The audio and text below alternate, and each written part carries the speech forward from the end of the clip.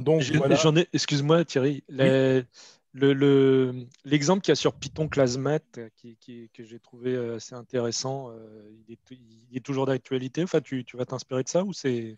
Alors, je ne vais pas m'inspirer de ça directement. Il y a donc un exemple qui a été fait avec, donc par un étudiant, je crois que c'était Julien qui avait fait ça sur Python Classmates. Donc, cet exemple-là est valide, mais il utilise directement donc, des outils comme unitest.mock. Unitest.mock, c'est un outil qui est très pratique, mais c'est un outil qui est un peu magique. Ou qui peut sembler être magique. Donc, ce qu'on va essayer de voir, c'est ce qu'il y a derrière ce type d'outil, avec dans l'espoir que finalement vous puissiez mieux l'utiliser, parce que moi le premier, j'utilise unitest.mock lorsque je dois créer des mocks pour me faciliter leur création. On va essayer de comprendre aujourd'hui surtout euh, quand est-ce que je dois moquer, pourquoi est-ce que je dois moquer, et justement comment est-ce que je peux moquer. Alors, j'ai différentes possibilités, et puis on va essayer de comprendre pour essayer de se retrouver dans une situation où je ne fais pas de l'essai-erreur jusqu'à ce que mon test fonctionne, mais où j'analyse la situation, je crée mon mock et ça fonctionne du premier coup. Ça, c'est l'idée. Alors, pour ma part, j'ai souvent des problèmes pour patcher avec un mock. Par exemple, si dans une view, j'ai plusieurs fonctionnalités pour patcher la bonne fonctionnalité dans une même view. Mhm. Donc, Alors, j'espère que j'apprendrai ça aujourd'hui.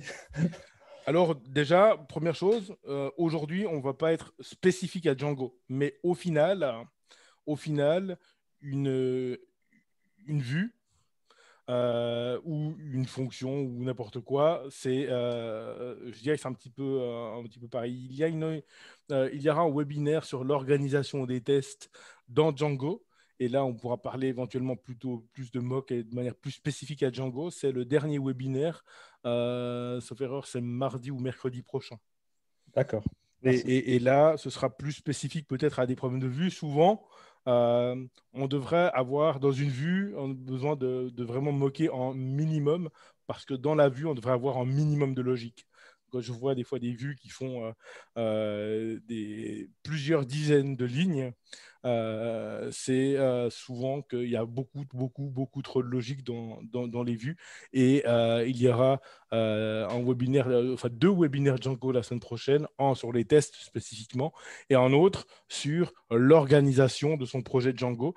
Et on verra qu'il y a plein d'autres fichiers qu'on peut créer que simplement notre views.py et notre models.py. Et dans ce cas-là, le bon endroit pour la logique n'est en tout cas pas le views.py. Voilà. Très bien. Alors, on verra ça en temps À voulu. voir. Et aujourd'hui, donc, on va déjà s'interroger sur quand est-ce qu'il faut moquer.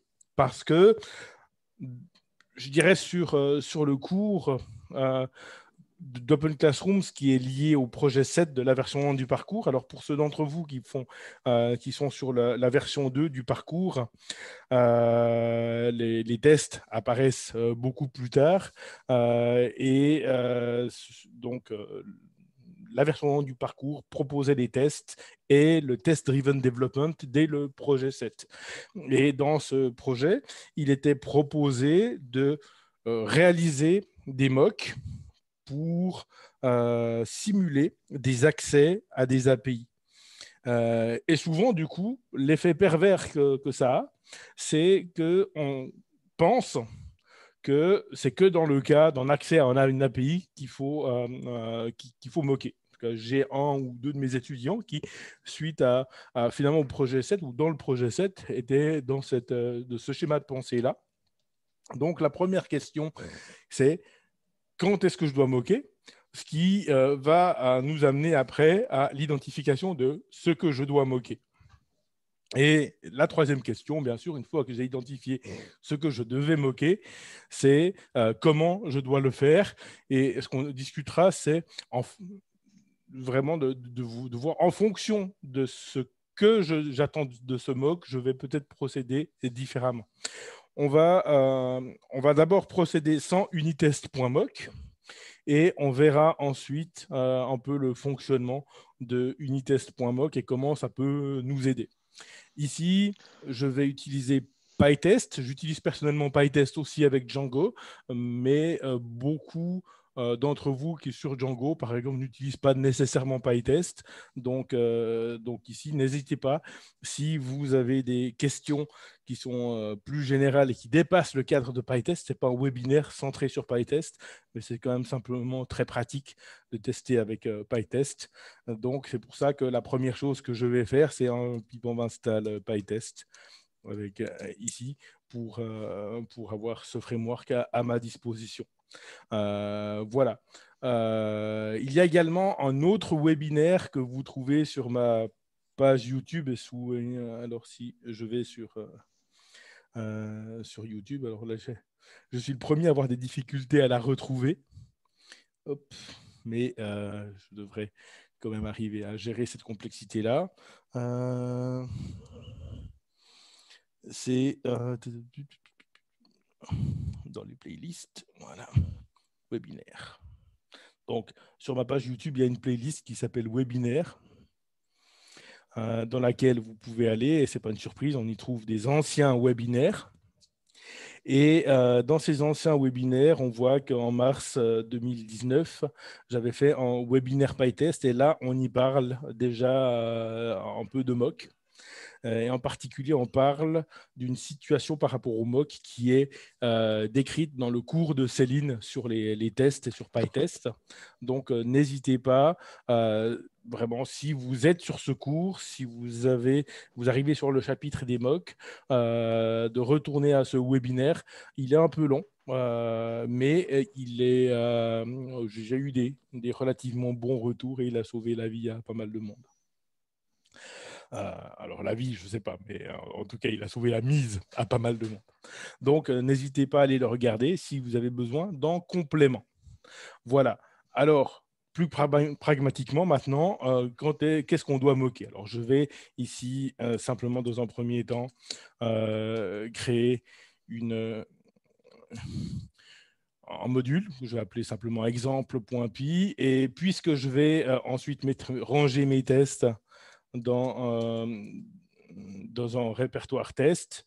Ici, je vais simplement créer un autre package que je vais appeler mon app. Voilà. Alors, mon app, hop. Voilà. Et bien sûr, alors, avec PyTest, ne jamais oublier les fichiers d'init, sinon PyTest s'y retrouve pas. Donc, ça, c'est une des raisons pour lesquelles les fichiers d'init sont vraiment indispensables avec PyTest. C'est que sinon, vous allez avoir des erreurs d'import et ce n'est pas ce qu'on veut, évidemment. Donc, voilà, j'ai mon app, j'ai mon exemple et ici, nous allons juste créer une fonction que j'appelle ma fonction attester.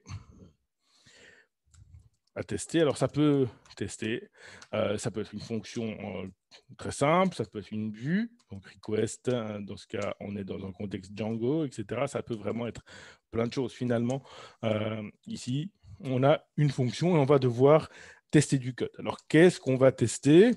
Alors, quelque part, au sein de mon code, il se peut que je fasse appel à une autre fonction.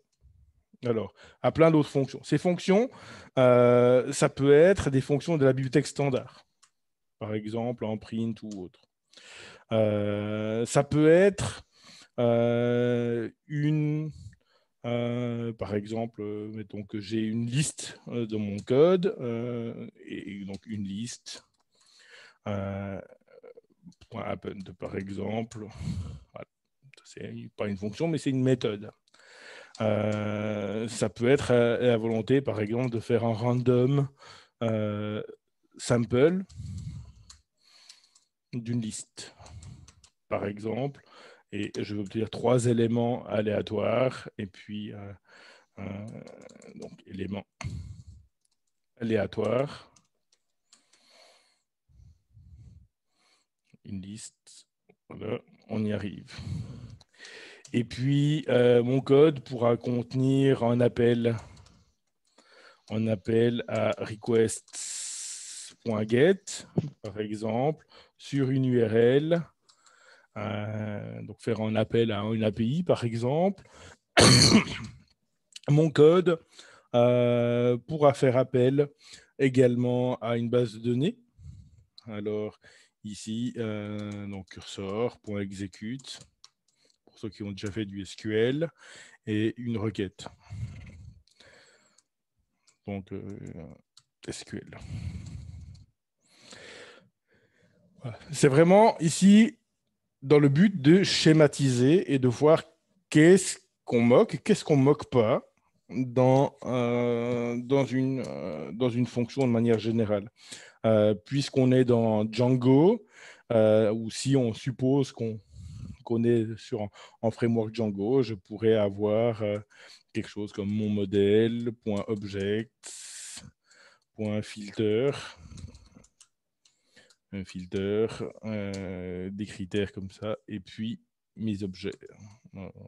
C'est une query set ici. Hop, query. Mon query set, on va l'appeler. Hop, mon query set, et puis on pourra avoir des formulaires, etc. Voilà.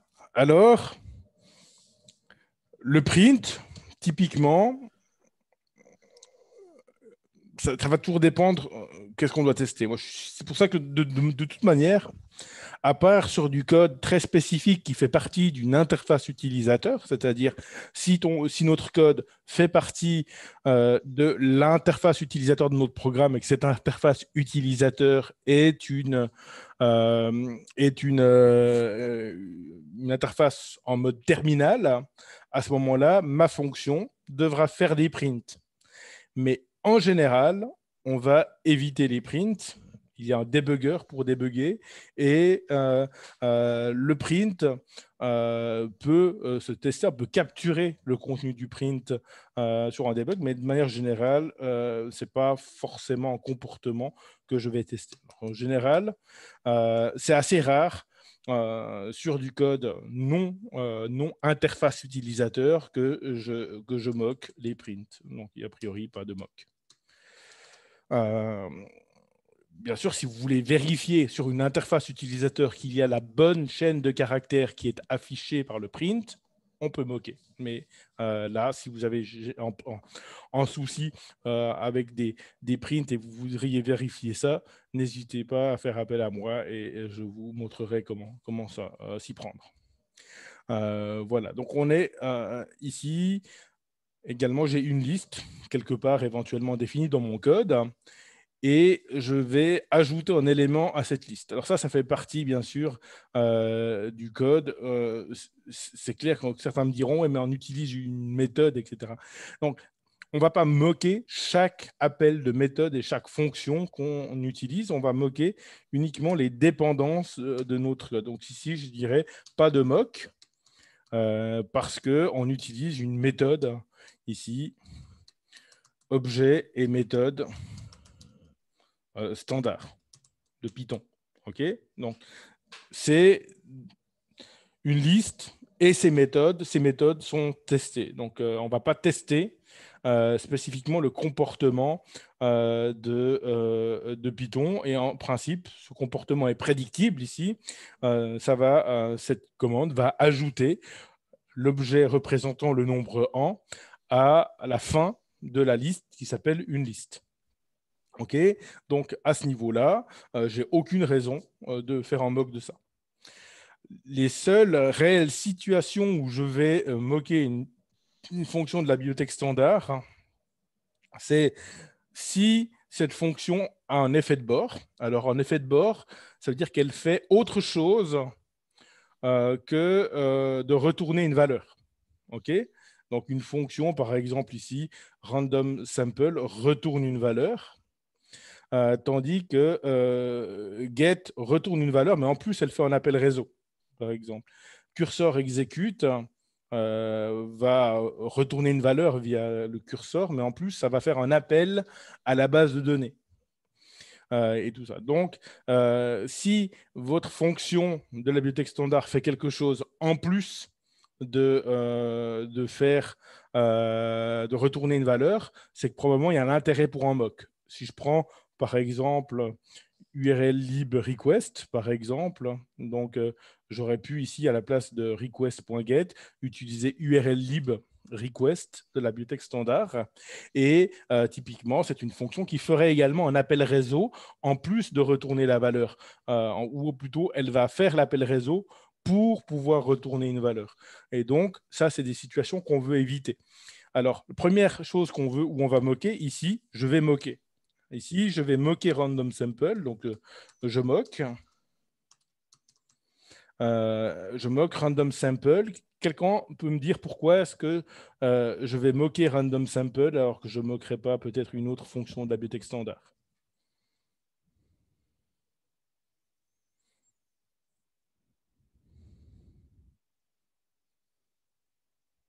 Personne n'a une idée? Déjà, alors random sample, pour mettre un petit peu de contexte, random sample va prendre cette liste, et donc le contenu de cette liste, et va me renvoyer 3 valeurs ici aléatoires. Donc, si la liste contient, par exemple, des chiffres de 1 à 50, je vais obtenir 3 valeurs aléatoires dans cette liste sans répétition, c'est-à-dire 3 nombres distincts entre 1 et 50, par exemple. Donc, qu'est-ce qui pose problème ici pour le test? L'indice est dans le nom complet de la fonction.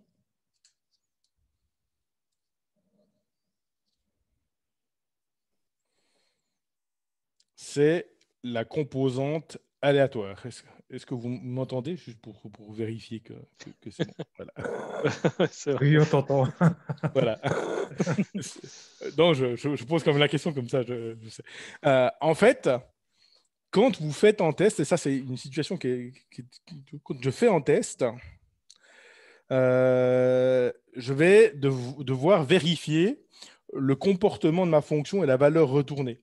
Si cette valeur retournée dépend d'une certaine composante aléatoire, par exemple, je vais trier au hasard, je vais tirer au hasard un ou plusieurs éléments dans une liste, ou alors je vais générer en entier aléatoire et que la valeur de retour de ma fonction dépend de ce choix aléatoire, à ce moment-là, j'ai un problème. Parce que si chaque appel, finalement, il y a un nombre aléatoire différent qui est généré et que ce nombre généré modifie le retour de ma fonction, je ne vais pas arriver à prédire quelle est la valeur de retour normale de ma fonction. Okay. Donc, si ce n'est pas prédictif, ce n'est pas testable. Donc, on va typiquement moquer random sample ici pour qu'elle me retourne toujours la même valeur. De cette manière-là, à chaque fois que je vais appeler ma fonction à tester, je vais chaque fois avoir la même valeur. Donc, ça, c'est une raison de moquer. Je moque pour rendre l'appel à random sample. Alors, ce qui est vrai pour random sample, c'est la même chose pour randint ou bien pour randrange. Donc, ici, pour le rendre, cet appel prédictif. Prédictif, ça veut dire j'obtiens chaque fois les 3 mêmes objets ou j'obtiens chaque fois le même nombre aléatoire. Okay, donc, j'élimine le côté aléatoire ici. Ça, c'est un premier problème. Donc, éliminer tous les comportements qui pourraient être aléatoires au sein de votre fonction à tester. Ça, c'est une des raisons de moquer. Une autre raison de moquer, c'est d'éliminer tous les appels réseau ou les appels base de données. Est-ce que vous avez une idée pourquoi? Donc ici, en principe, je moque. Et je moque. Sur les tests Django, typiquement, beaucoup de gens font, à mon goût, trop d'appels en base de données. Quand je teste mes vues, je fais pratiquement 0 appel en base de données. Et c'est vrai que Django offre cette possibilité-là. Mais qu'est-ce qui se passe lorsque je fais des appels à une base de données ou un appel distant?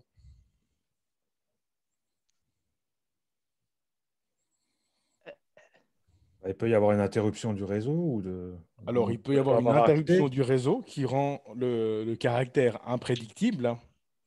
Même chose, la base de données, si elle est éventuellement pas locale, elle peut poser des problèmes. Ça, c'est une chose. Donc, on peut éventuellement avoir une disponibilité ou une non-disponibilité de la ressource externe, de telle manière à ce que nos tests peuvent échouer par simple non-disponibilité de cette ressource.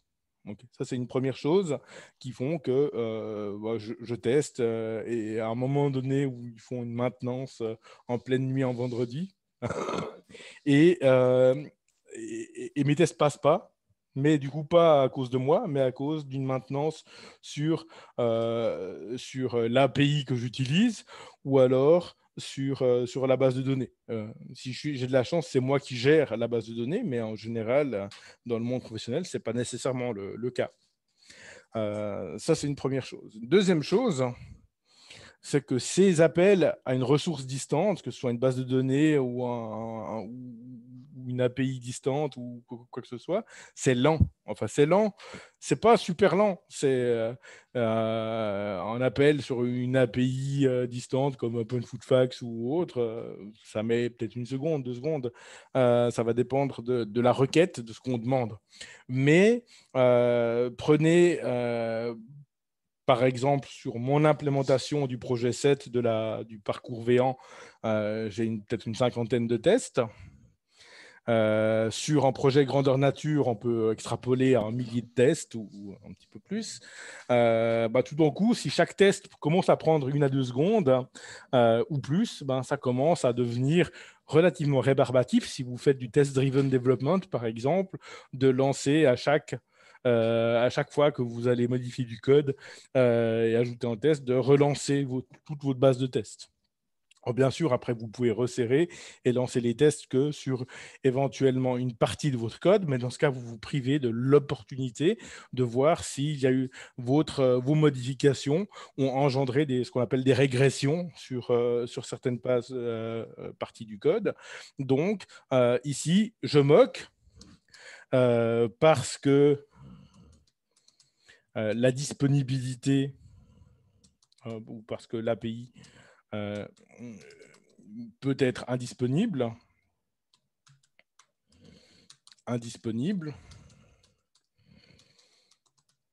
et que c'est lent. Et puis, on peut exactement dire la même chose ici, parce que la base de données peut éventuellement, l'ADB peut éventuellement être indisponible et que c'est lent. Et puis, dans Django, pareil, quand je travaille avec les modèles, quand je travaille avec Filter, quand je travaille avec tout ce qui concerne les modèles ici, ça va être finalement, les modèles font partie de mon code. Donc, on est dans cette situation que je n'ai pas décrite ici, mais que je vais décrire ici. Je fais appel à, par exemple, une autre fonction, élément, égale une autre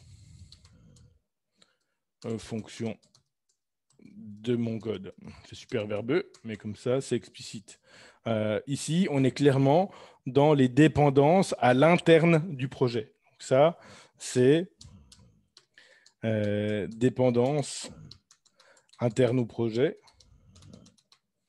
Et là, c'est une dépendance aussi interne au projet pour ceux qui ont fait du Django. Je fais appel à mes propres modèles. Dépendance interne au projet. Voilà. Donc ici, si j'introduis un bug ou par erreur, donc s'il y a un bug dans une autre fonction de mon code, et ça je le démontre dans l'autre webinaire, s'il y a un bug dans cette fonction, je ne veux pas que ce bug-là fasse que les tests de ma fonction attestée échoue. Ici, je ne veux pas. Alors déjà, je vais faire avec mon modèle, je vais faire un appel réseau, un appel sur la base de données qui éventuellement est en local, mais pas nécessairement. Et je vais également donc nécessiter éventuellement que Django mette en œuvre des choses pour créer une base de données de test. Et ça. Finalement, tout ça, cet accès à la base de données, je vais effectivement y consentir lorsque je vais tester mes modèles et les méthodes de mes modèles, ainsi qu'éventuellement les méthodes de mes managers, mais je ne vais pas forcément vouloir que tous mes tests, toutes mes vues, tout ça fassent tous appel explicitement à ma base de données. Par ailleurs, je ne veux pas que s'il y a un bug sur mon modèle, que le test de ma vue ne passe plus. Même chose, donc c'est une dépendance interne au projet. Je ne veux pas qu'une partie externe à ma fonction fasse planter les tests de ma fonction. Donc je veux que la seule raison pour ma fonction de ne pas passer les tests, c'est un bug au sein de cette fonction. Donc c'est cette problématique de l'isolement. C'est pour ça qu'on parle de test unitaire. On teste une et une seule chose à la fois. Mais quand je dis une chose, ça veut dire qu'on teste une fonction ou une méthode à la fois. Et c'est pour ça qu'on ne va pas tester lorsqu'on introduit des dépendances qui peuvent apparaître sous différentes situations ici. OK. Donc ça, c'est déjà quand est-ce qu'on teste. Vous pouvez voir qu'il y a de nombreux cas où on va finalement moquer ici. Alors, je moque les dépendances. Je moque. Les dépendances internes au projet. En particulier aussi, de moquer une dépendance interne au projet. Donc ici, je moque. Les dépendances internes au projet, ça nous permet de tester notre code et de faire fonctionner notre fonction à tester avant même d'avoir implémenté cette fonction-là. Même chose ici, éventuellement, je peux faire fonctionner ma vue avant même et tester ma vue avant même d'avoir implémenté un modèle qui a ce nom-là. Donc ça, c'est déjà une chose qui est assez pratique. Ça permet de faire les choses ou de se concentrer sur une chose à la fois plutôt que de vouloir tout implémenter en même temps. Voilà, alors pour les choses à tester. OK, donc maintenant, on va plus se concentrer sur comment moquer. Et pour ça, je vais prendre l'exemple ici. Un exemple pour request, je vais aller le pêcher déjà sur Discord, puisque du coup, il y a un exemple ici qui est complet, message épinglé. Il faut juste que je sois dans le bon Discord. Et puis, projet 7, message épinglé, comme ça vous voyez que vous pourrez y revenir. Et nous avons un code plus ou moins complet ici.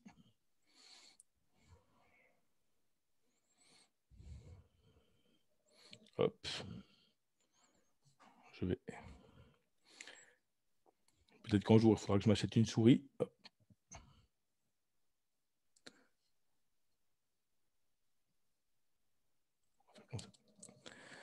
Voilà, alors hop. On va faire ici un exemple 2. Exemple 2.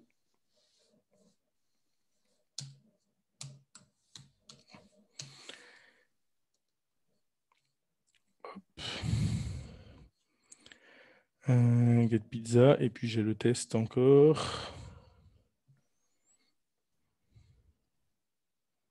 Voilà.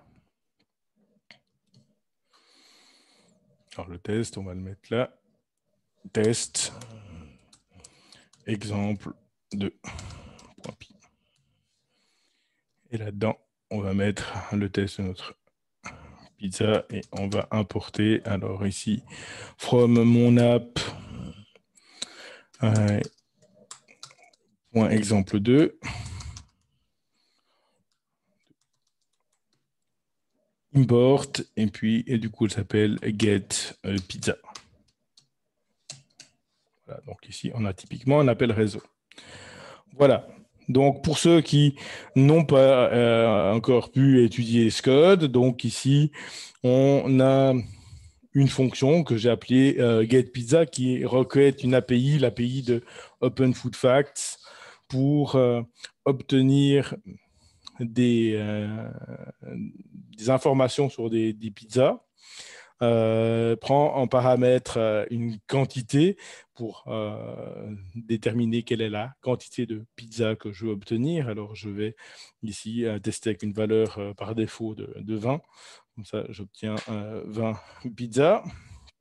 Et ici, on a donc, finalement les arguments que je passe à request.get et je vais ici interroger cette URL. Ensuite, je fais vraiment ici une gestion d'erreur très minimale. Je vérifie juste que le code est 200, le code de retour est 200. Et si c'est le cas, je récupère les produits et je retourne une liste avec des noms de produits. Alors déjà, on va essayer de vérifier que ce code fonctionne ou donne quelque chose. Donc pour ça, je vais ici simplement faire un print de get pizza. On en aura 20 par défaut. Et puis, on va exécuter ça. Donc, Python. Alors, ici, j'ai installé déjà mon module de test. Il faut que j'installe request.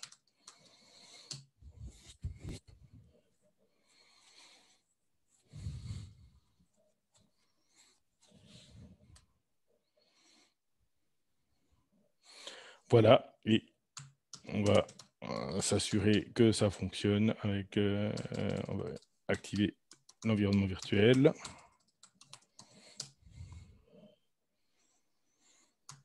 Et ensuite, Python M. Alors, j'ai dit mon app.exemple2. Voilà, je reçois bien une liste de noms de pizzas. Je mettrai suite à ce webinaire ce code également sur le GitHub du webinaire de telle manière à ce que vous puissiez éventuellement l'étudier si c'est nécessaire, si vous n'êtes pas passé par un projet qui fait ce genre de choses. Voilà, donc on récupère cette liste et je veux tester ça et donc on est dans la situation ici d'une fonction qui fait un appel réseau et donc du coup, je vais la moquer. Quant à faire ici, je vais également introduire une petite composante aléatoire. On va dire, puisque j'ai une liste là, je vais encore mettre un random sample et get, on va l'appeler get random pizzas. Et ici, on va dire, OK, on va faire ça comme ça. La quantité, c'est la quantité de pizza que je veux renvoyer. Ici, je vais de toute manière, mettons, hop, mettre ça comme ça. Je vais mettre 100, une page de 100. Et la quantité, on va mettre un maximum de 50.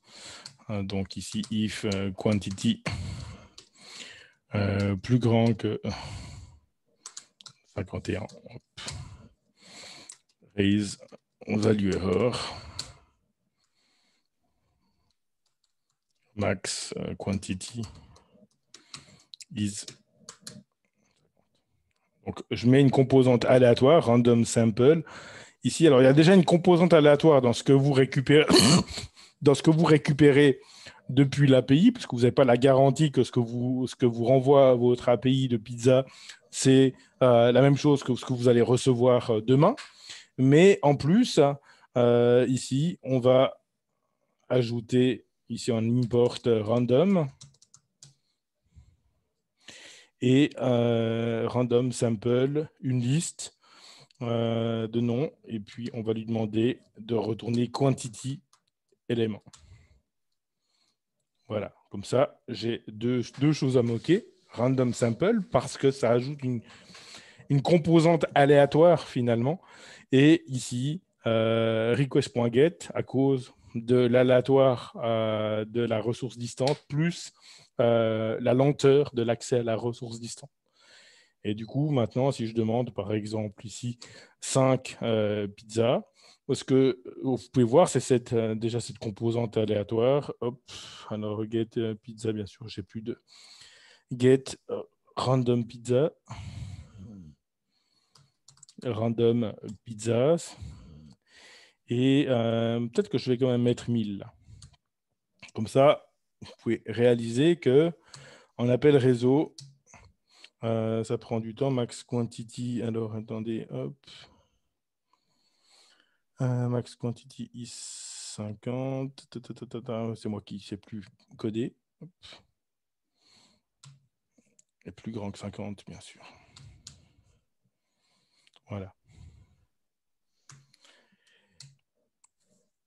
Voilà. Alors là, on a typiquement une situation. Vous voyez que ma fonction fait un appel réseau. Elle va demander 1000 produits. Ça va arriver. Mais si chaque test que je fais pour récupérer ici 5 produits met autant de temps, je suis toujours là demain.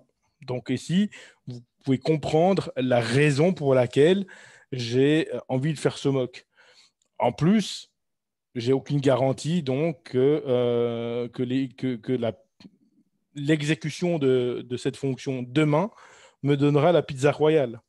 Parce que j'ai rien dans mes paramètres de requête ici qui me dit, OK, renvoie-moi des résultats dans un ordre en particulier.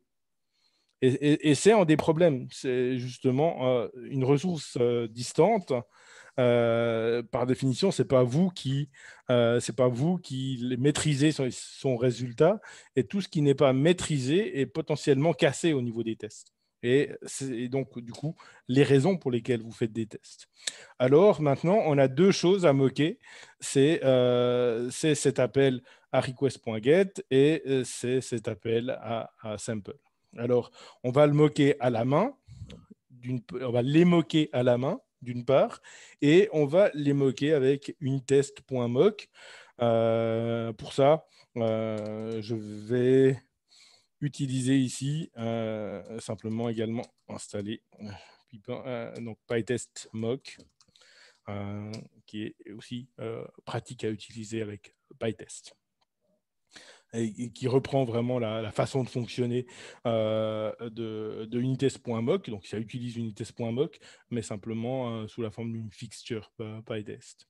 Voilà. Donc, on est tout bon ici. Donc, maintenant, regardons un peu plus en profondeur nos tests. Alors, ici, j'ai test exemple 2 et j'ai déjà introduit ici ou fait réaliser en test un test get, alors ça s'appelle maintenant get random pizzas, test get random pizzas, return des noms corrects. Alors en premier mock que je dois réaliser, c'est une imitation, si vous voulez, de cette requête. Alors ici, peut-être que je le fais ici de manière moins compréhensible. Je vais regarder, on va le faire en deux temps ici. Response. Je crée une fausse réponse HTTP, si vous voulez, mock request response.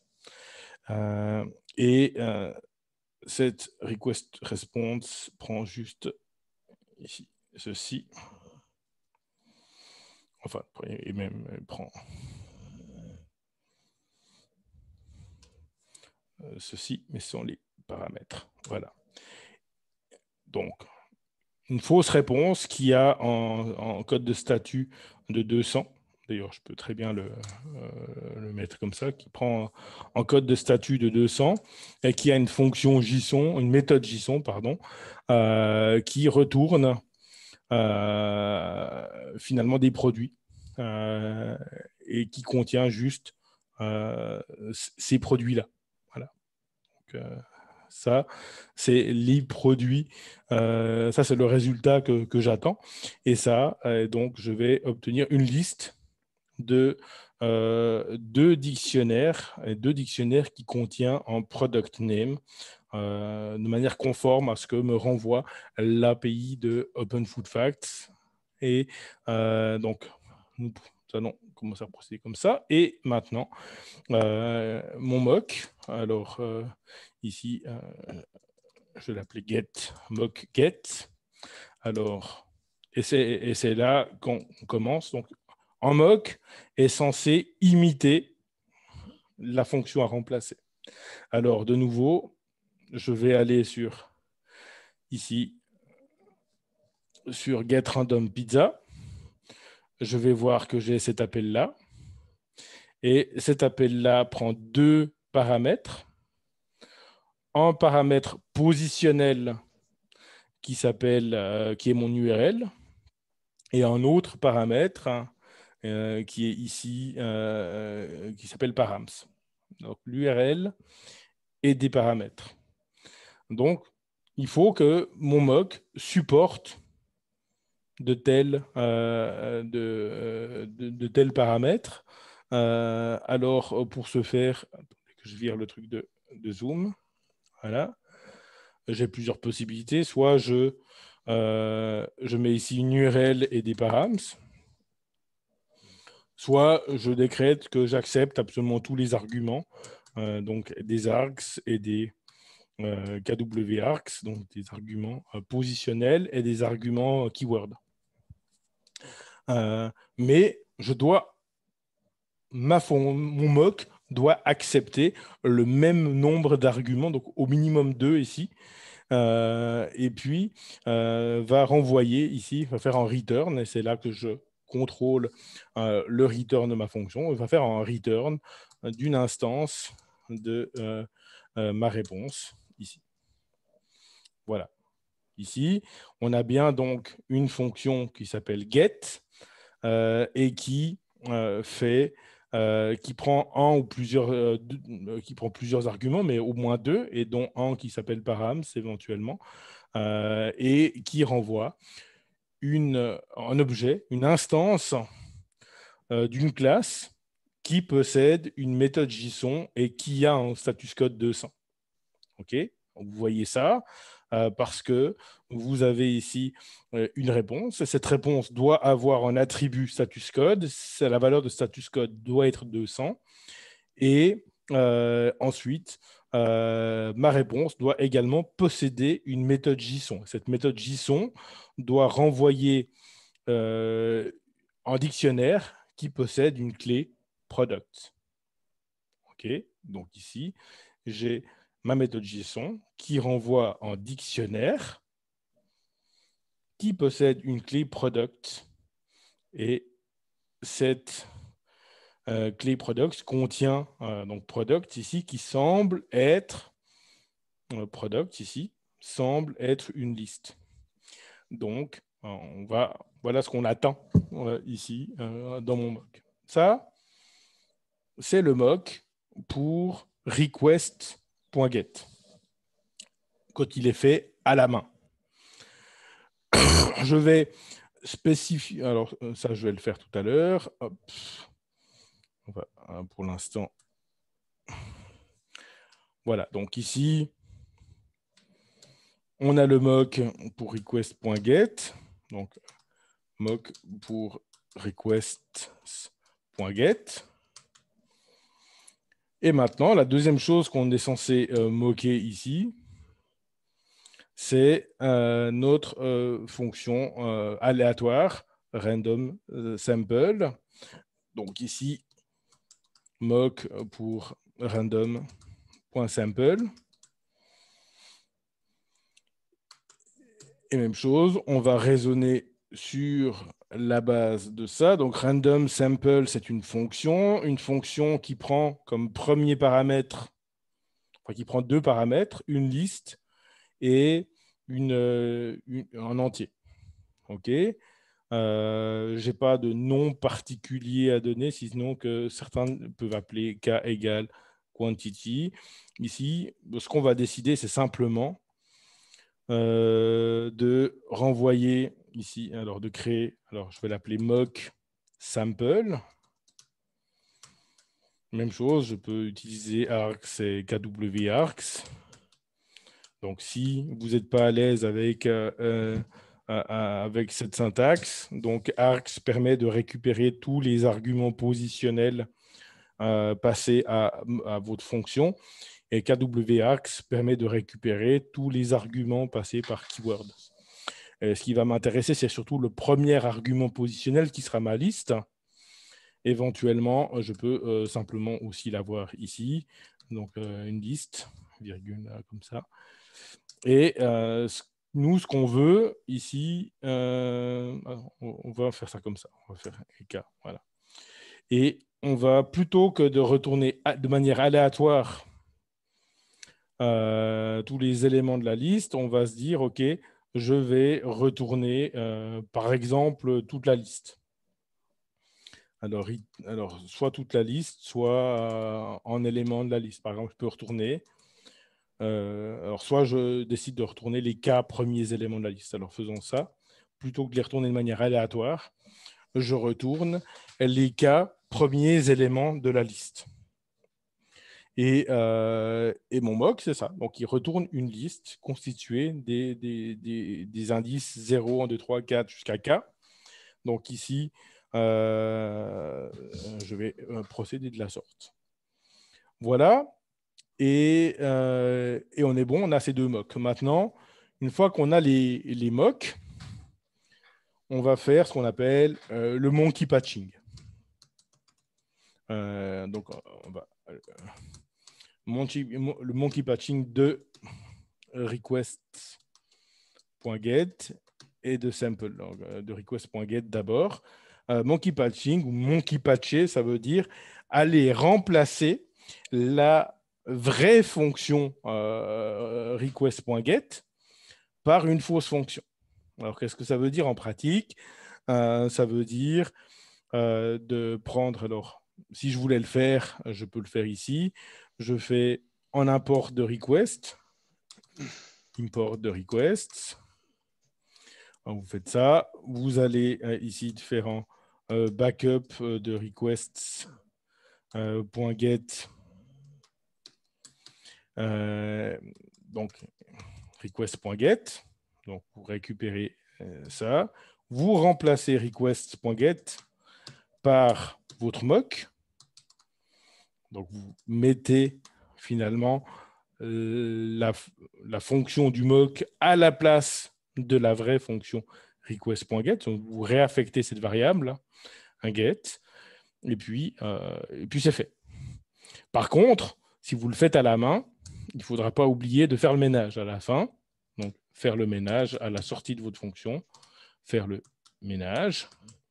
Et faire le ménage, ça veut dire remettre à la place de request.get, remettre en place votre backup de request.get. Parce que sinon, les autres tests qui éventuellement utiliseraient request.get utiliseraient votre mock, ce qui n'est pas forcément ce que vous voulez ici. Voilà, donc je fais ça. Et puis, je fais maintenant le monkey patching. Le monkey patching de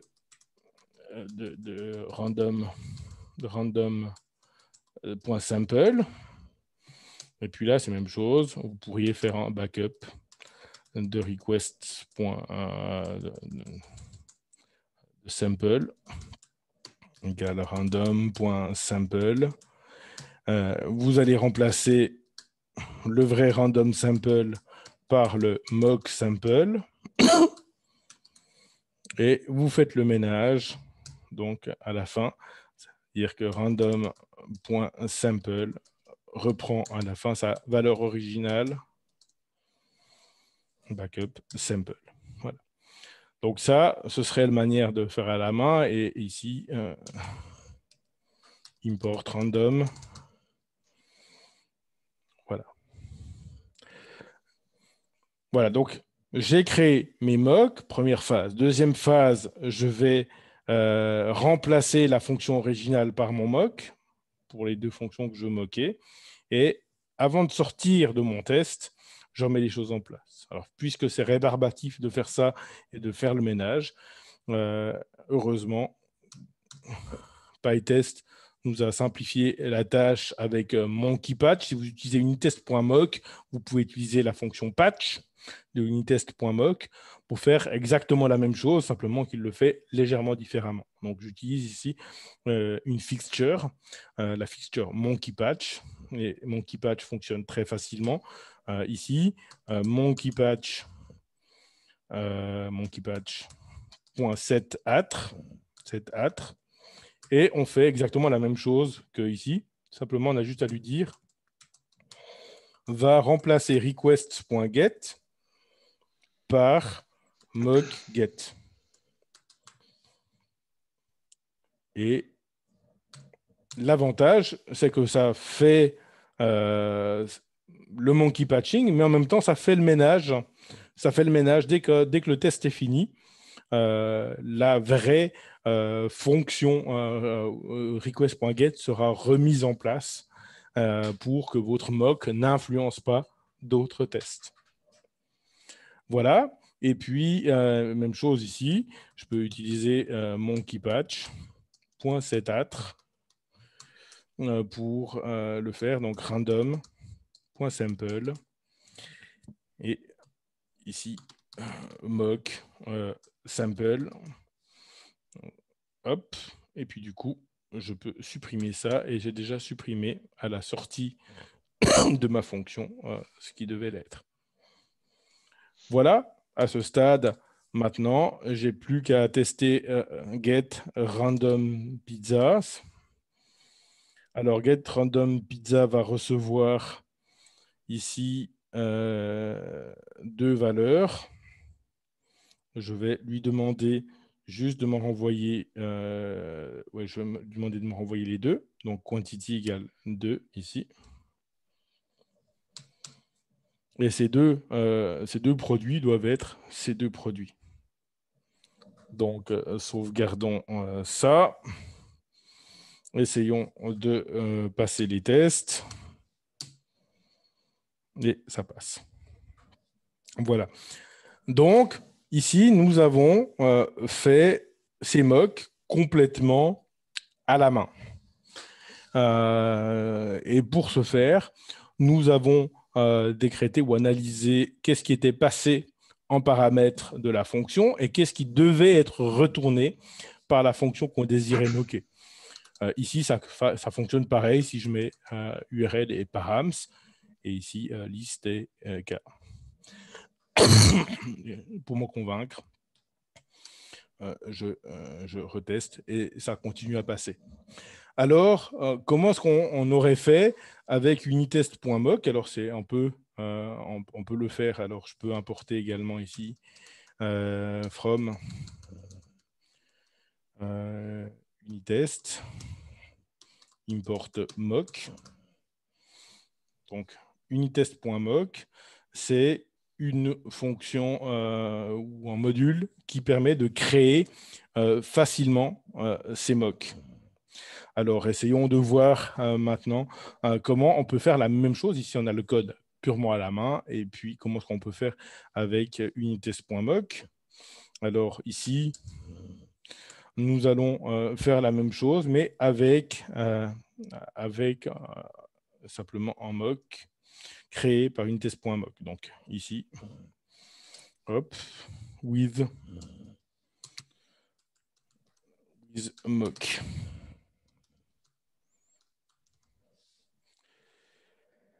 Voilà, alors si je veux faire la même chose, je peux reprendre la logique. Alors, je vais reprendre cette logique-là. OK, on peut, pour le coup, remplacer. Alors, si je le fais à la main maintenant, c'est-à-dire, je le fais avec la classe MagicMock, mais sans patch. Alors, essayons de regarder déjà qu'est-ce qu'on mock pour Python. Donc, si je fais Python et je fais un import from unitest.mock, import magicmock, par exemple. Ou mock. Qu'est-ce qu'il me dit là? Import. Magicmock. Comme ça. Voilà. En fait, Magic Mock, c'est juste un objet qui est très pratique parce que vous pouvez créer une classe, par exemple Magic Mock. Et puis, cet objet qui est créé, finalement, il fait un petit peu ce qu'on veut. Alors ici, imaginons que j'ai requests ici. Request, si on va l'appeler Magic Mock ici. Hop.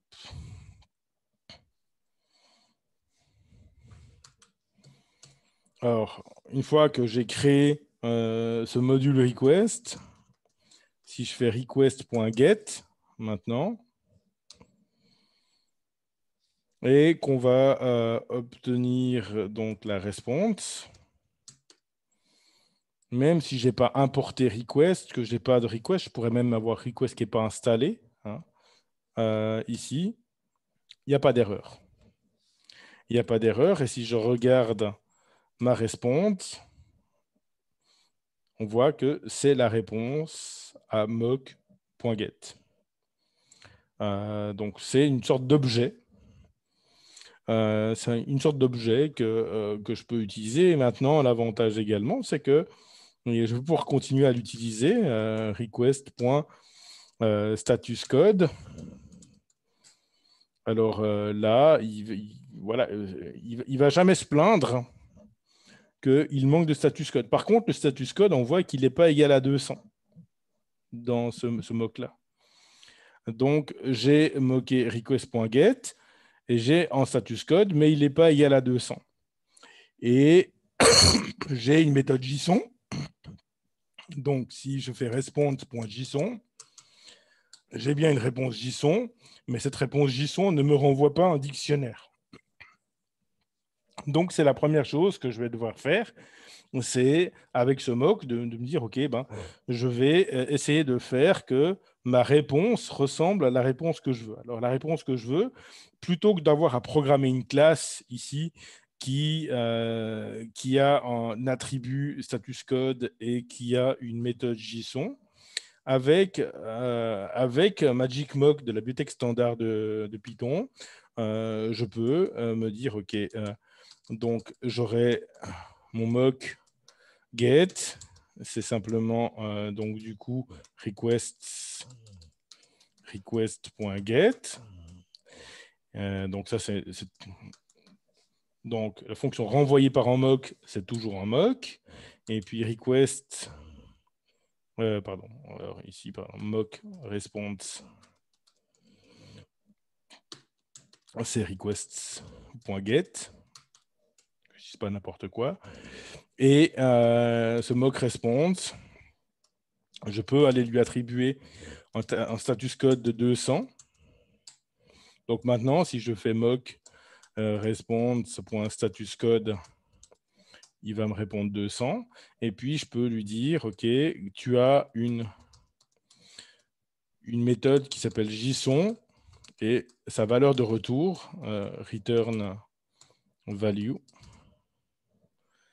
est égale à un dictionnaire. Alors, par exemple, hop, en dictionnaire, et mock.response.json. Et maintenant, cette méthode me renvoie bien un dictionnaire. Donc, en fait, je peux faire exactement la même chose que ça avec mock, avec request.mock. Donc, reprenons ce code-là et essayons de faire exactement la même chose que ce que nous avons fait, mais cette fois avec une bibliothèque de la bibliothèque standard. Comme ça, vous avez la version complètement à la main et une version, on va dire, plus magique, mais au final, c'est conceptuellement exactement la même chose. Et c'est ça qui est fondamental. C'est qu'il n'y a rien de magique derrière l'utilisation d'un mock. Un mock, il ne fait rien de plus que ce que vous pourriez faire à la main en moins de lignes de code. OK ? Donc, ici, ce qu'on va faire, c'est qu'on va créer un mock get qui vient de mock magic mock. Voilà. À partir de là, je peux créer mock-get.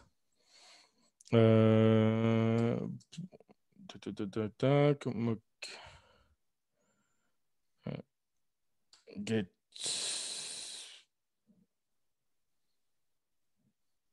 Voilà, on va faire comme ça. Donc, return value. Vous pouvez commencer à le configurer. Status code. Donc, qu'est-ce que je veux ici? Je veux que... Alors, mock-get, ça va être votre faux requests.get. Si on exécute, nous, ce qu'on veut, c'est que requests.get.statuscode valent la valeur de 200. Donc, on va dire, OK, ici, j'ai mon faux mock-get. Si je l'exécute, donc je prends la valeur de retour, return value, les parenthèses ici me disent, OK, je veux la valeur de retour de cette fonction. Et puis ensuite, status code. Et puis tout ça, je vais lui donner une valeur de 200. Donc, je fais exactement ça ici. Et en plus de ça, maintenant, je veux que la valeur de retour de get, donc cet objet-là, ou l'instance de cet objet-là plutôt, donc la valeur retournée ici, possède une méthode JSON qui retourne ce dictionnaire-là. Donc, mock-get.return value.json.return value égale ce dictionnaire-là que je peux copier. Et puis, on va réordonner un petit peu tout ça. Pardon. Voilà. Et voilà. Donc ici, alors j'ai pris mon temps, je n'ai pas utilisé certaines facilités, mais en 4 lignes, je n'ai pas eu besoin de créer une classe pour créer un faux objet response en plus d'une fonction, et puis d'aller créer un attribut et de créer une méthode. J'ai pu de manière relativement directe configurer mon mock. Donc, ceci et ceci nous donnent des objets parfaitement équivalents. De nouveau, essayons de tester ça ici. Attendez. Alors, hop, magic mock. Pardon, mock-get. Voilà. Mock-get. OK. On prend cette ligne et on fait pareil. Maintenant, hop. On prend tout ça et on fait pareil, si ce n'est qu'il faut que je crée ça d'abord. Voilà. Et on prend tout ça.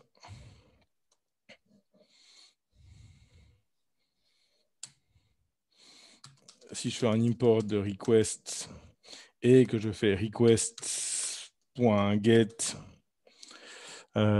égale mock-get, donc je fais le monkey patch à la main ici.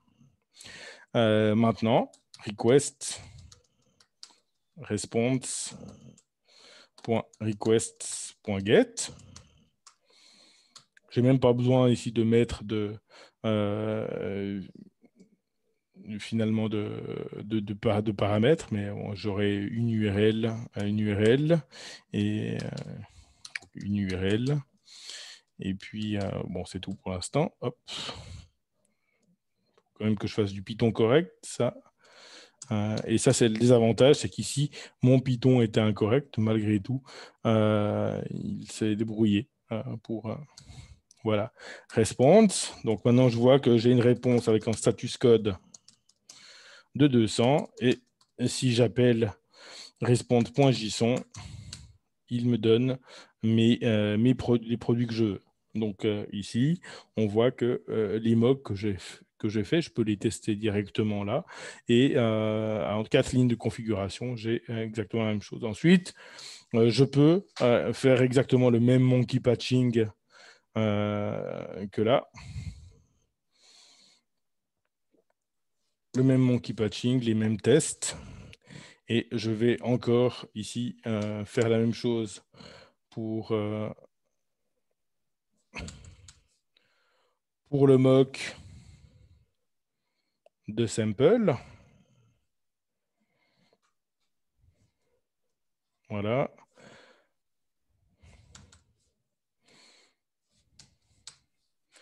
Alors, def, alors du coup, c'est mock sample. Donc, c'est une instance de Magic Mock. Donc, j'instancie Magic Mock. Après, je peux simplement dire que je veux que la fonction retourne cette liste-là, la liste qui lui est passée en paramètres. Et on va dire qu'on veut simplement qu'il retourne, puisqu'on sait qu'il va recevoir cette liste-là en paramètres. Je veux qu'il me retourne les 2 premiers éléments ici. Donc, hop, je peux faire en return value ici, le mocksample.returnValue, pardon, mocksample.returnValue, et je retourne ici product et les k premiers éléments de product, ou simplement ici product. Je vais juste retourner les 2 premiers éléments ici. Et voilà. Donc ici, la même chose. Je peux tester, je pourrais tester que ça fonctionne. On va juste lancer le test pour ça. Là, on est bon. OK. Hop. Alors, je quitte ici. Je lance PyTest et mes 2 tests passent. Donc, en fait, ici, ce test-là est absolument équivalent à ce test réalisé à la main. Ici. Je pourrais ou on pourrait également utiliser la fonction patch. Je vous laisserai regarder comment fonctionne patch, mais patch a pour objectif de remplacer monkeyPatch.setAtre, mais c'est exactement le même principe, c'est que patch va faire exactement la même chose. Il va aller prendre votre mock, il va aller le mettre à la place de la fonction que vous voulez patcher, et puis il va faire le ménage à la sortie de la fonction. Ce qu'on peut éventuellement faire ici, c'est que ici, on peut utiliser, on peut faire également en patch, ici avec PyTest, en utilisant justement PyTest-mock avec la fixture mocker. Ça se passe vraiment de la même manière. Alors là, j'ai finalement pas besoin. Ici, je vais juste faire mock. Finalement, il y a assez peu d'avantages ici par rapport à le faire à la main. On va simplement faire mock get égale mocker.patch. On va dire qu'on va les remplacer. Alors, du coup, je remplace quelque part le monkey patch ici par patch. Ça revient plus ou moins au même. La syntaxe est vraiment la même. Requests.get. Et vous allez remplacer voilà, request.get. Puis vous obtenez le patch ensuite que vous pouvez aller configurer. Pareil ici. Mocksample, c'est mocker.patch. Simplement, vous économisez les lignes qu'il y a ici, ici en allant directement à random.sample. Et du coup, l'usage des mocks prend un peu moins de place. Voilà. Donc, finalement, il y a plusieurs manières de réaliser le monkey patching. Et ce qui va être déterminant pour vous, c'est surtout de comprendre le mock. Alors, le problème, c'est que si on entre directement dans ces mocks réalisés avec unitest.mock, on ne comprend pas grand-chose. Donc, n'hésitez pas à comparer. Vous reprendrez le code tranquillement, à comparer les mocks qui sont dans ce test-là avec les mocks qui sont dans ce deuxième test. Ce deuxième test utilise unitest.mock. Vous pouvez voir la documentation détaillée du unitest.mock ici, unitest.mock. En allant dans la bibliothèque standard, et là, vous avez toute la doc. Vous avez également la doc pour patch, etc. Et donc, ceux-là font exactement la même chose, mais sans unitest.mock. Donc, si vous faites du Django sans utiliser PyTest Django, c'est-à-dire que vous n'utilisez pas PyTest, mais vous utilisez les outils de test de Unitest, à ce moment-là, n'hésitez pas à suivre le tuto qui a été nommé par une personne tout à l'heure. C'est un tuto que vous retrouvez sur le site de pythonclassmates.org et qui parle de tout ça, de comment utiliser les mocks avec Unitest. Donc, vous avez un article complet sur le site de Python Classmates. Ici, donc pour ceux qui ne le connaissent pas, vous avez donc ces tutos. C'est moche, mais c'est parfaitement bien documenté et écrit par des membres du Discord. Donc, n'hésitez pas à vous rendre là-dessus. Jusqu'ici, est-ce que vous avez des questions? C'est clair.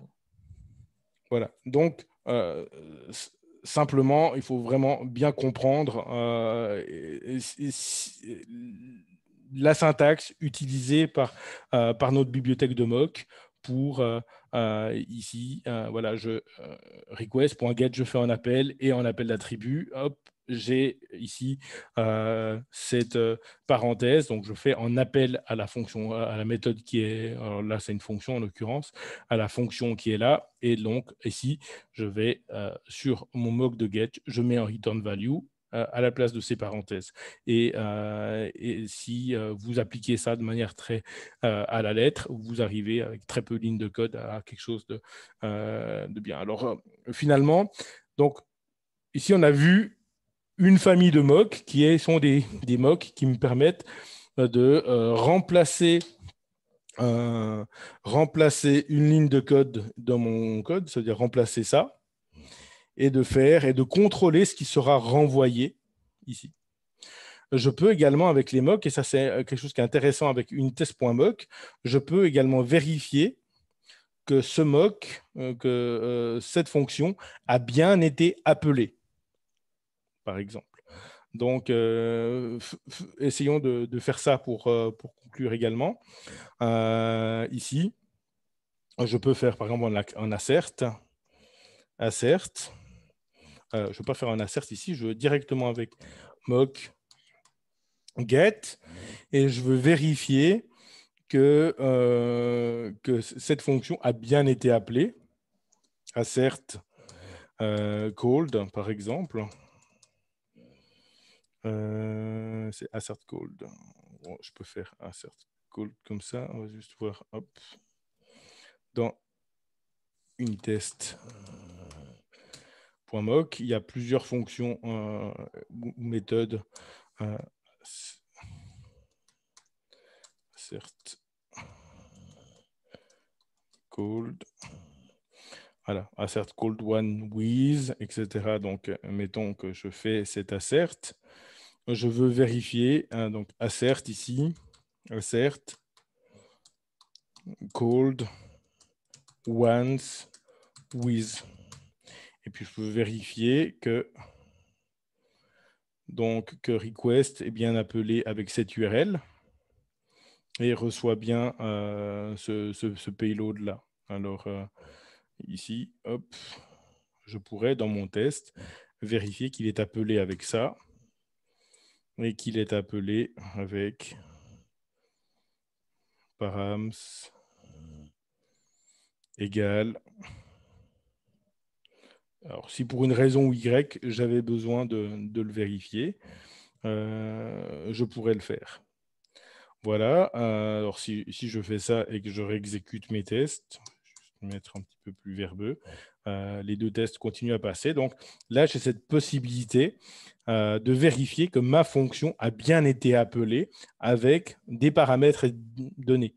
Par exemple, ici, je peux également vérifier que, pour le coup, mock sample également, je peux vérifier qu'elle est appelée. Alors, ici aussi, assert called.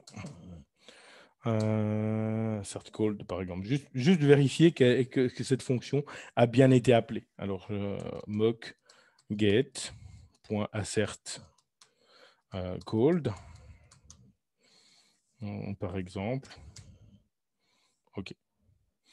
Alors là, bien sûr que du coup, ça, c'est des facilités qui vous sont données par l'objet mock qui enregistre son appel.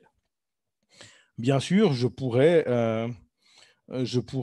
faire quelque chose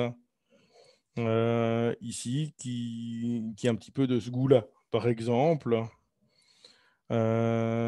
ici, quand on appelle request mock sample, par exemple, mock sample, ici, on pourrait faire mock.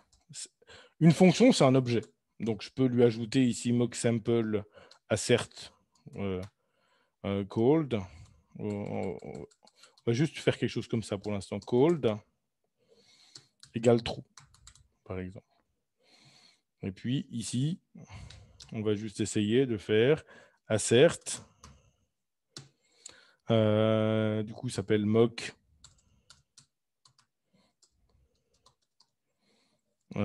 sample.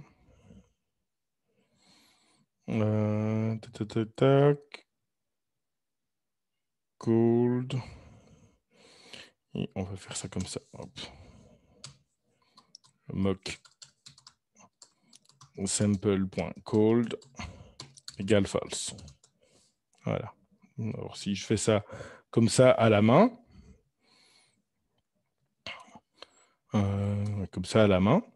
et puis que je vais vérifier que le mock sample a bien été appelé et que mes tests continuent à passer.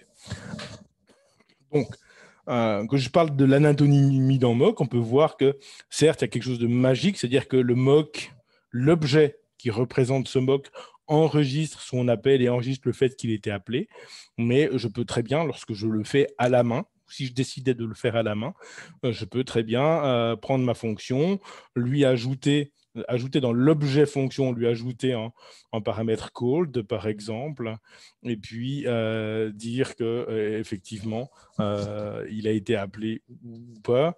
Donc, c'est tout à fait possible ici de le faire comme ça.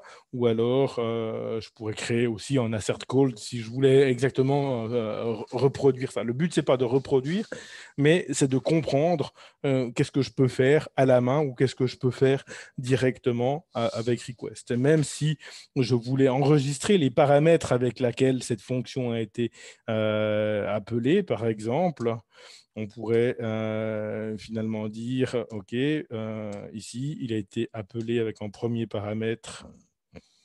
Alors, on pourrait dire, OK, mock get.params. Et puis, on pourrait faire ça, enregistrer ça dans un dictionnaire, par exemple. Un dictionnaire où j'enregistre l'URL qui a été utilisé. Et, ou alors, je vais ici dire, OK, on va faire ça comme ça. On va revenir à notre args et on va revenir à notre kwArgs. Et ici, je vais enregistrer args.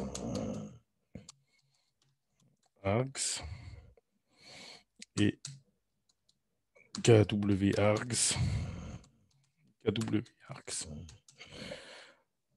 Alors, regardons un peu à quoi ressemble dans Python. Alors, n'hésitez pas à utiliser, quand vous avez besoin d'expérimenter, l'interpréteur. Donc ici, je vais faire une petite fonction avec args et kwArgs. OK, et puis ma fonction, imaginons qu'elle fait juste rien d'autre que juste un print de args et un print de KWArgs. Donc, vous voyez que si j'appelle F avec 1, 2, 3, et puis K égale 10. Alors, j'ai en tuple avec les arguments positionnels et en dictionnaire avec les arguments mots-clés. Alors ici, j'enregistre effectivement ces paramètres d'appel. Je vais finalement ici, hop, comme ça. Et on va assert, mock, alors mock get, params, égal, et on va vérifier que params, args, on a bien comme argument passé à params, on a bien cette fameuse URL.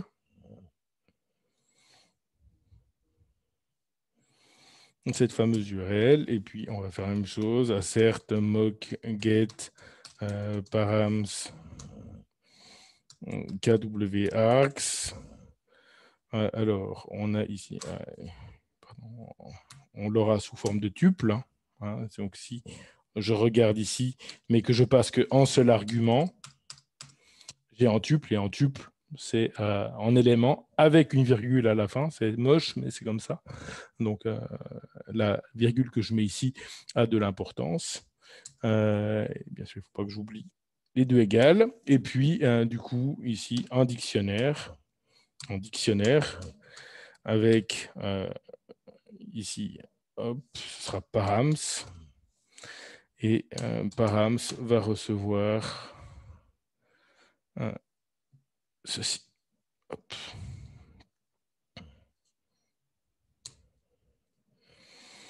Voilà. Tac, j'essaie de relancer mes tests. Et il continue à passer.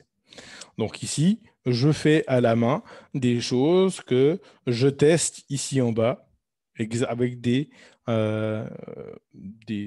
finalement des méthodes qui sont intégrées aux instances de MonkeyPatch. Et donc, vous voyez que c'est très facile à imiter à la main. Et de l'imiter à la main, ça vous permet de comprendre ce qui se passe. Ça ne se passe pas exactement comme ça. Bien sûr, je pourrais programmer ma propre bibliothèque de mock qui reproduit des mécanismes similaires.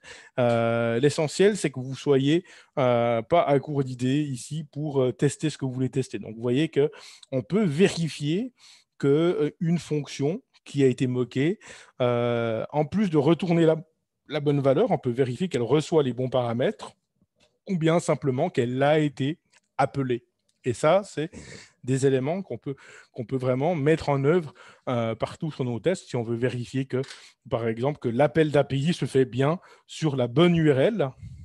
On peut utiliser ce genre d'astuce-là. Voilà.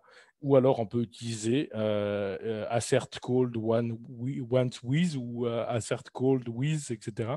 pour vérifier que la bonne URL a bien été passée à mock, à notre request.get. Voilà. Donc, on a vu pas mal de choses de manière très condensée. Cette vidéo, je vais la mettre dès demain sur la page, donc sur la page des webinaires. Et donc, vous pourrez la retrouver directement avec ce code que je vais mettre sur GitHub, de telle manière à ce que vous puissiez expérimenter, regarder la version à la main, la version utilisant directement unitest.mock. Regardez et soyez sûr que vous comprenez bien ces différents mécanismes, ce qui a été testé ici, la configuration des mocks dans les deux cas, essayez de comparer les deux. N'hésitez pas d'expérimenter à la main sur d'autres mocks. Par exemple, si vous avez déjà fait des mocks avec unitest.mock, essayez de répéter ces mêmes mocks, mais en faisant le mock à la main. Et puis, sur d'autres situations où vous avez fait des mocks à la main, essayez d'utiliser unitest.mock pour vraiment essayer de comprendre en profondeur comment les choses fonctionnent et de pouvoir ensuite bien utiliser tout ça. En fait, quand vous verrez que quand vous avez compris le principe, après, on n'a plus à galérer avec les mocks. À chaque fois qu'on a quelque chose à moquer, c'est quelque chose. Voilà, on a le test qui passe. Alors, il passe pas directement parce que quand on fait du TDD, le principe, c'est bien que le test ne passe pas au début, par exemple. Mais en tout cas, si le test ne passe pas, c'est pas parce que votre mock est incorrect. Donc, l'idée, c'est que vous puissiez très rapidement, en ayant une meilleure compréhension de ce qui est en mock et de ce qui est attendu, pouvoir directement faire les mocks qui s'imposent dans vos tests et de cette manière également, du coup, ne plus être dans cette situation où on repousse ce besoin de faire des mocks parce qu'on n'est vraiment pas à l'aise avec ça et puis du coup, la meilleure manière de ne pas y être confronté, c'est de ne pas tester ou alors de tester de manière plutôt intégration sur un plan de test d'intégration et puis de ne pas isoler vos fonctions, de ne pas faire des tests unitaires parce qu'on n'est pas à l'aise avec ça. Et voilà, j'espère que cette vidéo vous aura un peu aidé à comprendre un peu mieux ce qui se passe, ou en tout cas vous donnera le matériel pour l'étudier plus en avant. Et puis, je suis ouvert aux questions. Et puis, sinon, on se retrouve demain pour un prochain webinaire pour ceux qui seront là, où on parlera de formulaires. Cette fois, ce sera du Django. Donc, les formulaires en Django, éventuellement en Flask également. Tiens, j'ai une question. Oui. Bon, ça va peut-être stupide, hein, mais, quel serait l'intérêt de créer des fakes qui ne correspondent pas à l'attendu dans le test? Parce que là, en fait, je ne sais pas si je me suis bien exprimé. Oui, en fait, chaque fois qu'on teste quelque chose, c'est forcément quelque chose qui est attendu. Oui. Mais la notion d'attendu, elle est assez large. Ça veut dire qu'on peut tester des comportements d'erreur. Mais c'est des comportements d'erreur attendus. Par exemple, ici, je pourrais tester, je gère une seule erreur dans mon code. Je devrais en gérer plus normalement parce que request va par exemple lever une exception si jamais la ressource distante est indisponible, par exemple. Et puis elle va retourner éventuellement en code d'erreur différent de 200 si jamais quelque chose a changé au niveau de l'API et que j'ai fait une erreur dans mon appel. Alors, on pourrait dire, OK, je veux tester comment est-ce que mon code se comporte ici si le code est différent de 200. Alors, justement, les mocks peuvent vraiment m'aider à ça. Alors, prenons ce mock-là, prenons ce test-là et répétons-le pratiquement à l'identique ici. Alors, on retourne donc behaves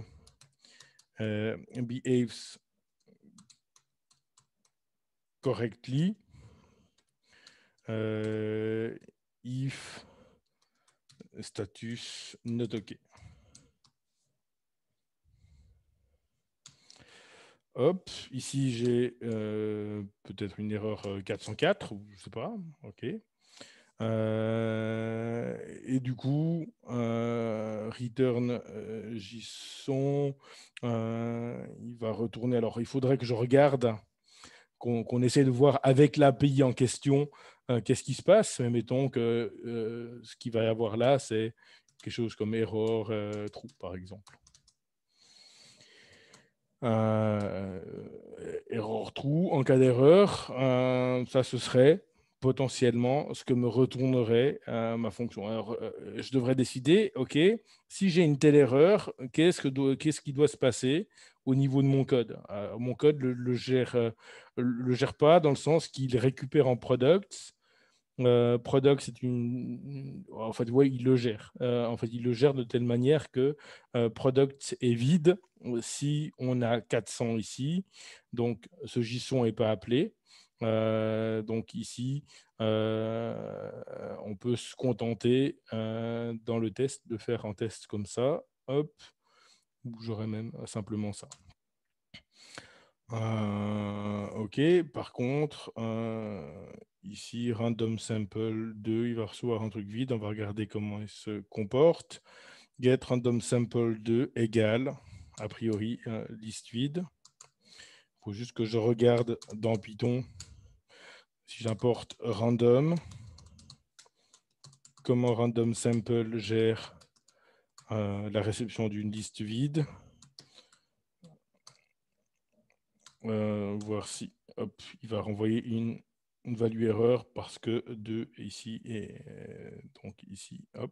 Alors, peut-être que la value erreur, c'est ce qu'on veut. Et ce qu'on peut faire, par exemple, avec PyTest, c'est de vérifier alors qu'on a bien une value erreur qui est testée, qui est retournée. Ou alors là, on va devoir faire en sorte que random sample ne soit pas appelé dans notre code si cette liste-là est vide. Alors, on va devoir décider dans le comportement ici, qu'est-ce que je fais si je reçois une erreur 404 ? Alors, ce que je peux, par exemple, dire, voilà, if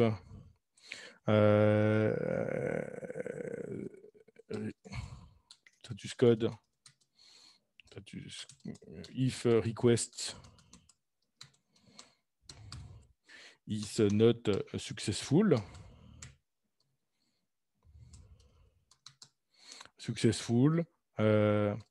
returns an empty list.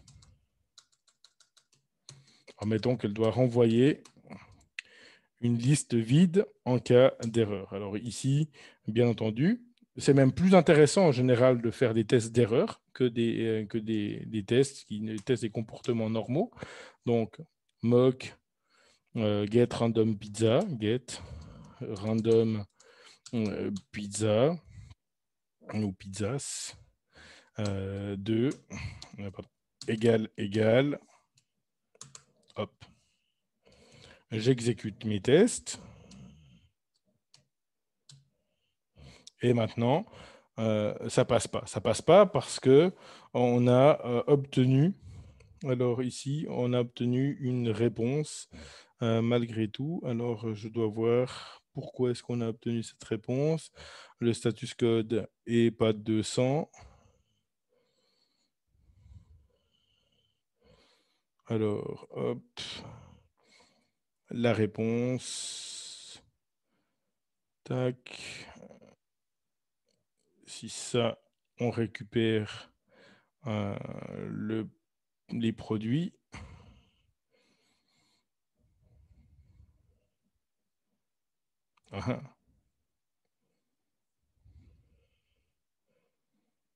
Je dois étudier pourquoi est-ce qu'on n'a pas la bonne réponse. Mais de manière générale, effectivement, les mocks nous permettent de simuler des comportements d'erreur. Et je dirais même, c'est très encouragé de créer en mock ici qui aura un status code qui est différent de 200, ou de se dire, OK, qu'est-ce qui se passe si j'ai une request error? Alors, on peut regarder les erreurs de request. Alors, requests, request exceptions. Et ce qu'on voit dans les exceptions de request, c'est qu'elles retournent plein d'erreurs, mais elles sont toutes des erreurs qui héritent de ce request exception. Donc, si par exemple l'API est indisponible, elle va retourner une request exception.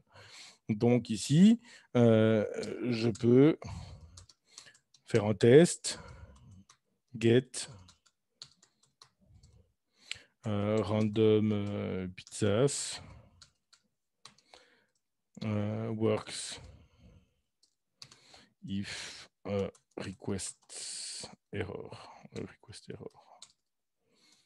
par exemple.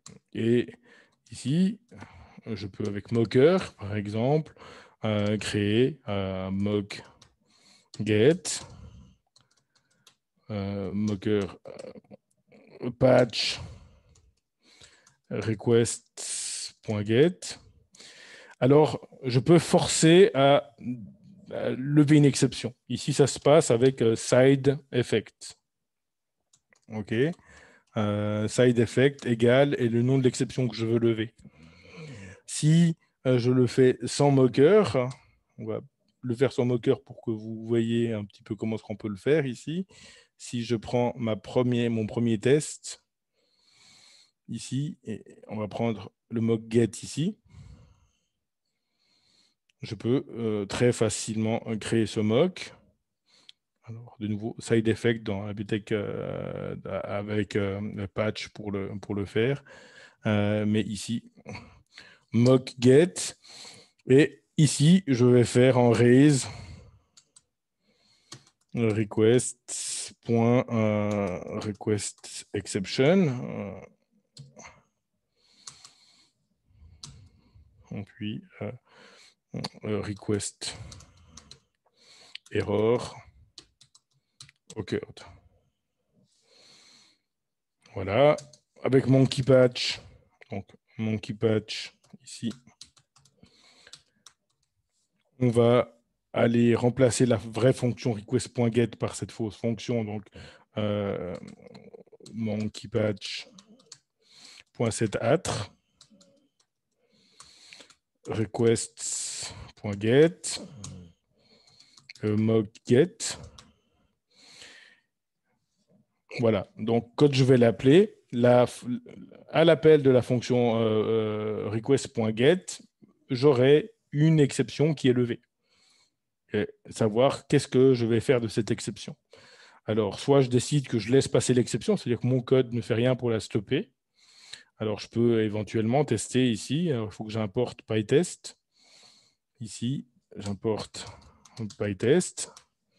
Et par exemple, je peux tester qu'une exception a été levée et reçue. Donc ici, with pytest.raises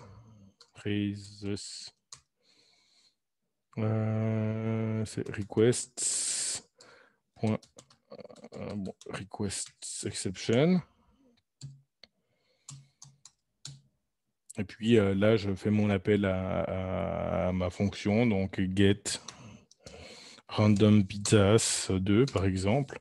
Et ce test passera si cette exception est bien levée. Ça veut dire que si, comme prévu, cette fonction getRandomPizzas ne fonctionne pas parce qu'on a request.get qui fait une exception et que cette exception n'est pas capturée dans mon code, et donc va passer à travers, va être levée par getRandomPizza, du coup. Ce test passe s'il y a une exception.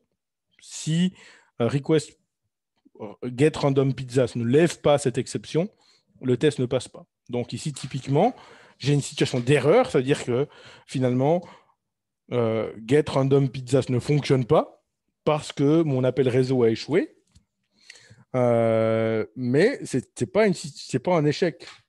C'est une situation désirée que je désire gérer, ou en tout cas vérifier.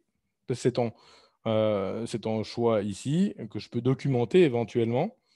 Ici, raises. Hop, on va faire comme ça. Raises request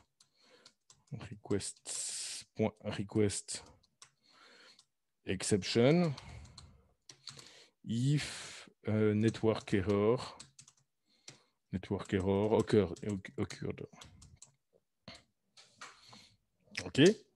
Donc, dans la mesure où c'est documenté, c'est plus en comportement imprévu. C'est ce que j'appelle donc le comportement attendu en cas d'erreur. Je teste des comportements attendus en cas d'erreur. Et donc, je dois identifier les erreurs que va gérer getRandomPizza. Si je documente ça de cette manière-là et que je m'attends donc à avoir cette exception, je m'attends à ce qu'en test soit écrit pour ça. Est-ce que ça répond à la question de manière un petit peu longue? Oui, parfait, très bien, j'ai compris. Merci. Est-ce qu'il y a d'autres questions? Alors, si c'est pas le... Ah oui? Pardon, ouais. Alors, du coup, par rapport à ce que tu viens de montrer, on est d'accord que si on a dans nos fonctions, on gère, par exemple, avec un try except l'erreur, du coup, on la teste pas. Alors, on peut la tester. Par exemple, imaginons que dans cette fonction-là, je fasse ici en try.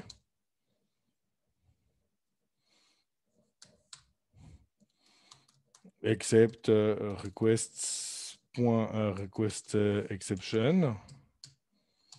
Et puis je décide que dans ce cas-là, je renvoie une liste vide. Donc, je décide que finalement, il y a une exception, mais je vais finalement la gérer. Par exemple, ici, returns an empty list. Empty list in case of network error. Donc, dans ce cas-là, je peux tester qu'est-ce qui se passe si j'ai une erreur réseau. OK, ben, je simule une erreur réseau, donc une erreur de request. Et donc, du coup, je ne vais pas utiliser with PyTest traces parce que ça va faire passer. Mais je vais tester de manière très pragmatique ici, assert get random pizza égale empty list. Okay. Donc, le comportement attendu en cas d'erreur réseau, c'est d'avoir une liste vide, dans mon cas. Et c'est documenté dans ma docstring. Donc, je teste ce comportement d'erreur et la gestion attendue de cette erreur.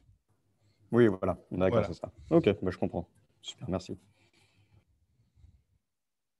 Est-ce qu'il y a d'autres questions?